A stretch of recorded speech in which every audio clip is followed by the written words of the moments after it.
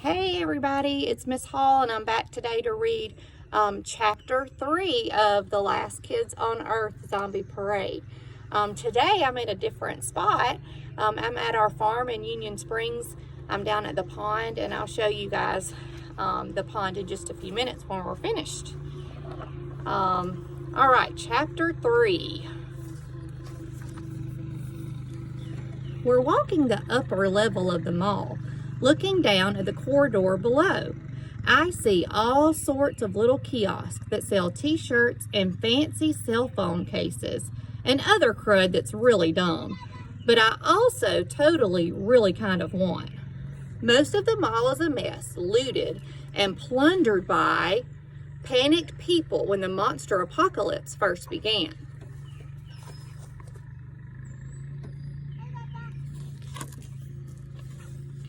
Passing the Apple store, I catch a whiff of something, a strange, sweet sort of odor hanging in the air, and I catch a flash of movement below us. A figure slinking around the corner past the gap, an almost human figure. Seeing that something almost but not quite human sends a chill of terror down my spine. My heart starts palpitating. Maybe it was just a figment of my imagination, but no. My eyes might play tricks on me, but not my nose. And the strange, sweet odor is growing stronger. But it is not the odor of evil. It is not the foul stench that the villainous beast Blarg emitted. It is not the same stink that the dozers and the winged wretches and the other Wakefield monsters emanate. That is the smell of evil. But this? Honestly, it smells like a middle school dance. It smells like, I realize, cheap cologne. Quint, did you see that? I whisper. He nods. A huge helping of fear has appeared on his face. Fear with a side order of curiosity. I pull my weapon, the Louisville slicer, from its sheath. It's been 1 month since we rescued June, sort of rescued, and we've still not seen a single other person. No kids, no adults, no nothing. Just zombies and monsters up the wazoo. And recently, even the zombies seem to be popping up less and less. In fact, it's like they're disappearing. It could be a cannibal or marauder or a marauding cannibal or a cannibalizing marauder. I really don't want to be eaten, Jack. Nobody's eating you, Quint. You're not meaty enough.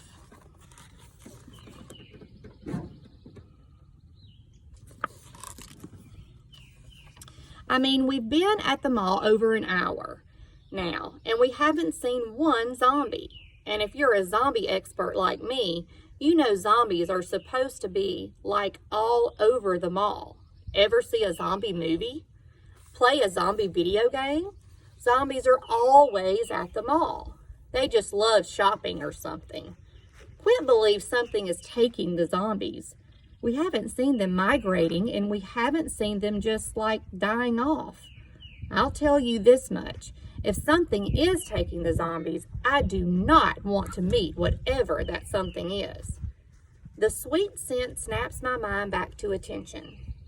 I drop to one knee and rub Rover behind the ears. Buddy, can you drag my Space Marine suit back to Big Mama? I say, pointing in the direction of the parking lot where Big Mama, our post-apocalyptic pickup truck, is waiting. Rover tilts his head, then growls in understanding. A moment later, he's trotting down the corridor, my Space Marine suit banging and clanging behind him. Okay, Quint, I say, let's see what this thing is. Quint follows as I creep down the escalator to the main level. We duck behind a kiosk called Stuffed Stuff.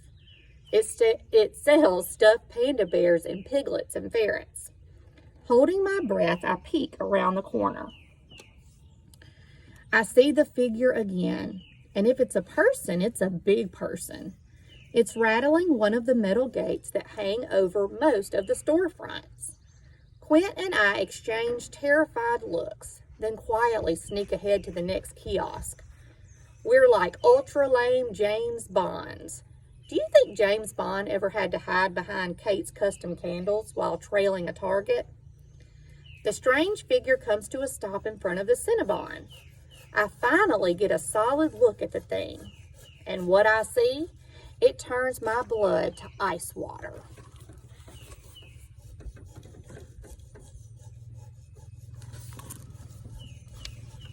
I whip my head back around and drop to the floor.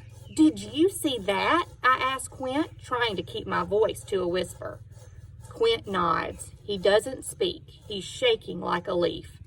It was like a monster person. Or a person monster, I say. But before we can even begin to process the bonkers implications of that, a piercing shriek echoes down the hall. It's June.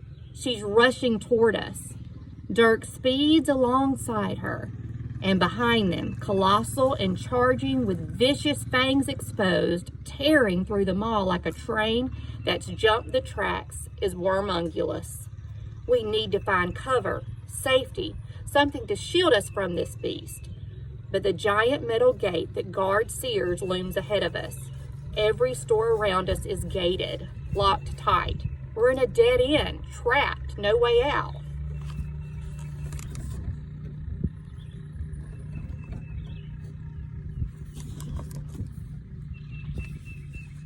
And that's the end of chapter 3.